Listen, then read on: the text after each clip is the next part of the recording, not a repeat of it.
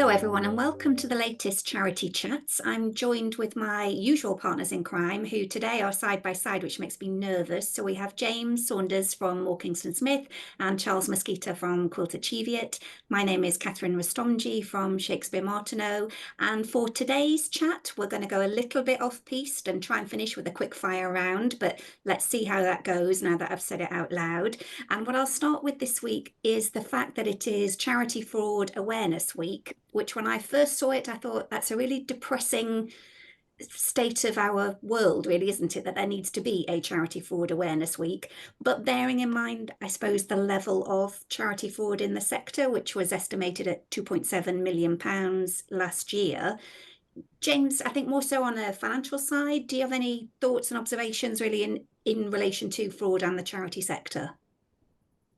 I think you're right, Catherine. It's kind of depressing, really, to see this coming around again. But yeah, I mean, some of the sort of feedback from last year, 26% of charities estimate they're attacked at least once a week.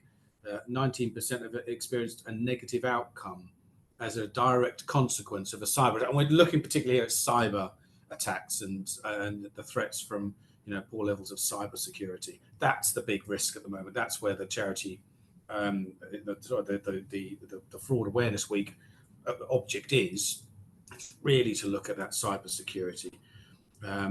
So yeah, I mean, it's just raising awareness and really getting that message out there. You can't be too careful with cyber security at the moment. Definitely. I think, and just raising the profile of it, I suppose, as well, for charities to be as aware as possible and try and make it as hard as possible, knowing that they are targets for it.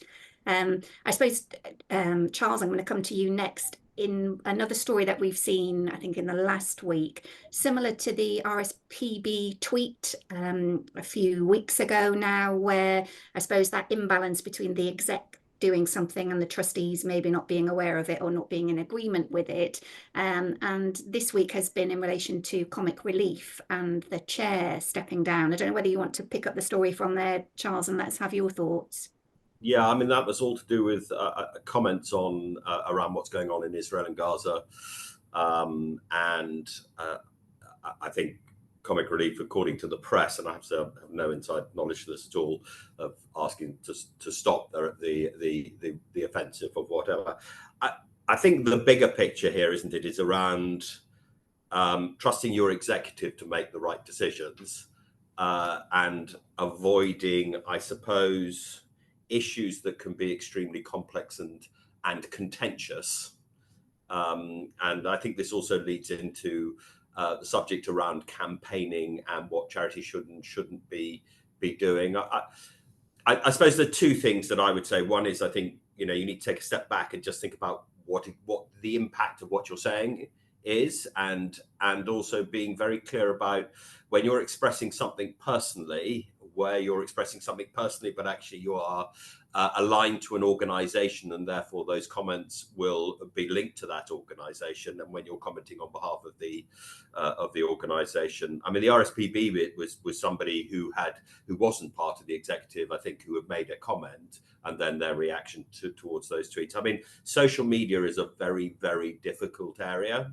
I'm not sure that issues that are of this sort of complexity really should be debated over social media, which seems to be more about one-liners and clickbait and doesn't necessarily, I think, have the gravity to be able to debate these issues properly. So yeah, as a trustee board, I think you need to be aware of it. Yes, you do need to have some sort of guidelines in place, but I think this is never an easy area to have hard and fast rules over.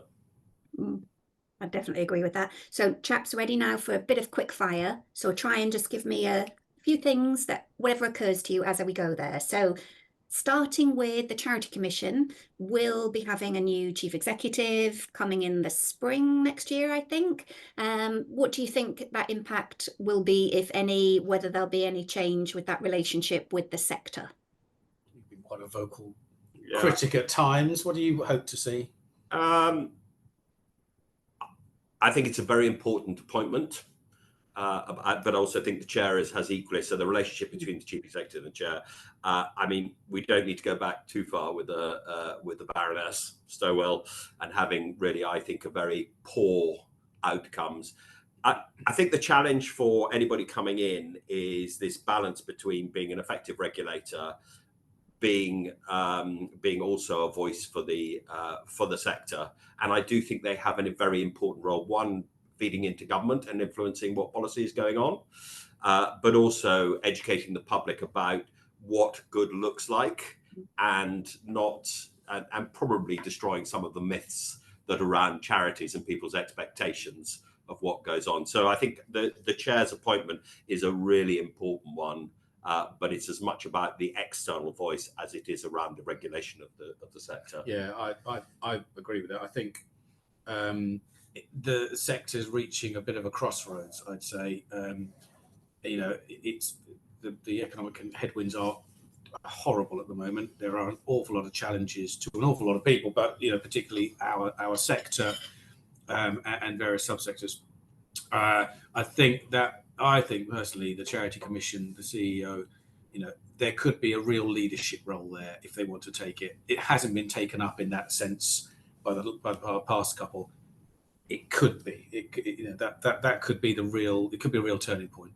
I'll just add one other thing, Catherine, is on the commission is, of course, since 2008-9, effectively their budget has been halved just purely because of the erosion of inflation. So we're actually asking them to do an awful lot more on half the money, and I think that also comes with its challenges. Yeah, interesting, isn't it? And I suppose as well, when we're seeing this change, whether it's the double act chair, chief exec, whether it's political parties, I suppose there is quite a lot of emphasis in the sector at the moment of what would happen if the Labour government came in. And again, would that change the relationship between the charity sector and central government as much as anything? And again, any thoughts, any intel? Intel, not really. I mean, I can't see there's going to be a great change. I don't think there's much scope for change, really. There isn't the money for change, really, from government at the moment. I was just looking at the infected blood scandal, if you like, the infected blood report that's the public inquiry that's coming out. Where are they going to find the money from that over the course of the next year? Let's say there is a huge amount of financial outflow from government, it seems to me, at the moment, and there isn't going to be much spare money to give to the charity sector, I don't think. I think there's some things government could do. I think one of the ones is changing the way that they fund charities. So instead of going through this procurement process, which takes a lot of time, labour intensive, which is costly for organisations to do, and I understand why government does it, but I think with this particular area where you're handing out things that need to be social contracts, I think they could make it cheaper, simpler, and have longer contracts. Yeah. I'm sure HMRC won't, or Treasury won't like that particularly, but to mine. And the other thing is simple things around shared services and not VATing them, because actually at the moment they're not going to lose any revenue by doing that. And again, I think that could help charities a greater efficiency. So I do hope that if there is a change of government, that the relationship between government and the charity sector is a more productive one, as based on partnership rather than just another avenue of providing cheap services, which is what I think they've been seeing for some time. And I suppose on that, Charles, public funding in general, do we think there's going to be any kind of consequence from local authorities declaring themselves to be no longer able to operate? Is that going to impact on the charity sector? What's going to happen there? That's already happening. I mean, it seems to me a very easy way for central government to squeeze local authorities to squeeze charities, so that therefore, politicians don't appear to be the ones making that sort of decision. I think what's also quite interesting is where, and this goes back to the heart of where does the welfare state stop and charity start.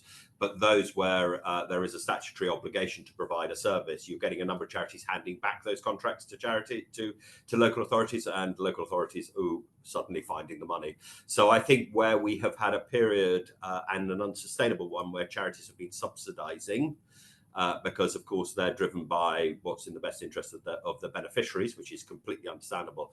I think charities are having to be harder nosed now of saying that's not sustainable, we can't do it, we can't afford to do it, and therefore if you're not prepared to provide the money, then you need to explain to the general public and to those beneficiaries of why you're not going to fund it.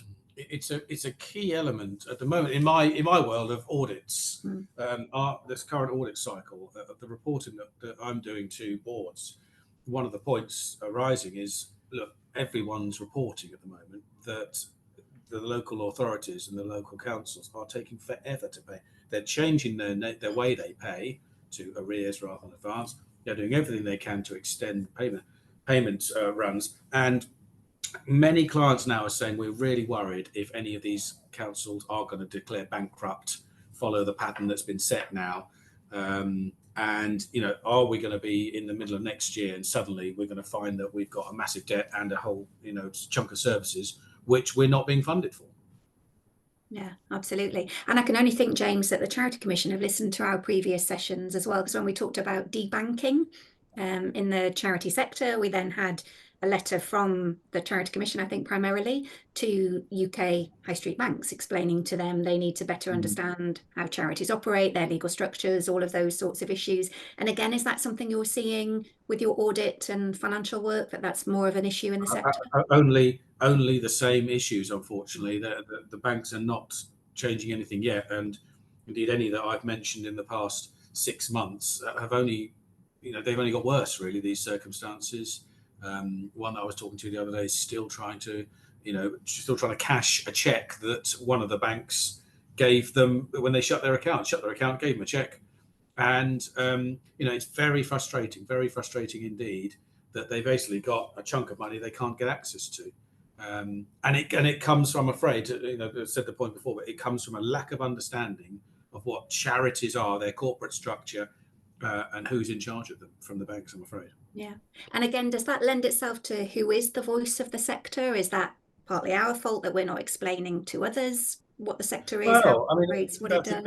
I think that one's a good example, the Charity Commission letter. They asked us to represent the charity in a particularly difficult issue. So long may that continue, I'd say, if the charity sector is reporting an issue.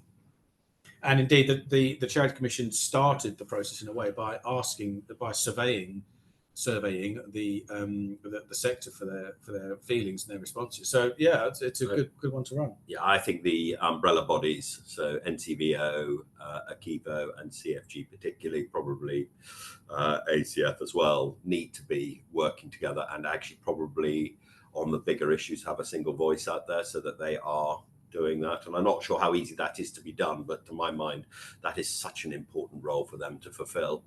And I think funny enough, I think they've got the people to do it.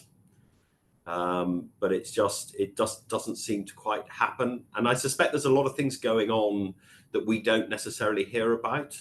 And I have said to one or two of them, you need to be out there actually explaining to the sector what you're doing so that we're aware of it and we can use our voice to champion it. So yeah, I think that is the single biggest issue. And the problem is the sector is incredibly disparate in what it does, both size, activities, and everything. I mean, 100 and whatever it is, 66,000 charities, going from your local village hall to up to the Wellcome Foundation being the largest. I mean, and all facing very different issues. So yeah, it's not an easy thing to conquer, but actually it is so important that the sector should have a voice. Absolutely. So final thoughts, any well wishes for the end of 2023 into 2024? Anything We that... haven't got a Christmas tree up in your office, have we yet? There's one outside. There's one outside. It's very colourful. Well, we've got a couple of mince pies. Nice. For you. Thank you so much. Yeah. But I'll give one actually. I think everybody who works in the sector, everybody who volunteers should give themselves a huge pat on the back for the amazing work that they do. I don't think we celebrate that enough. Yeah. It's definitely been doing far more with less, in extremis this year. I know we keep saying that it's not going to get any better in the next couple of years either, but it does constantly amaze most of us, I think, how much the charity sector can do with more and more limited resources. And how passionate people are Yeah. too, which it never ceases to amaze me. These people are just unsung heroes. Yeah, absolutely. I think that's a nice place to end for the year. So thank you both. Thank you everyone for listening. Do feel free to add comments, tell us things you'd like us to talk about for next year, and we look forward to the next one. Thank you.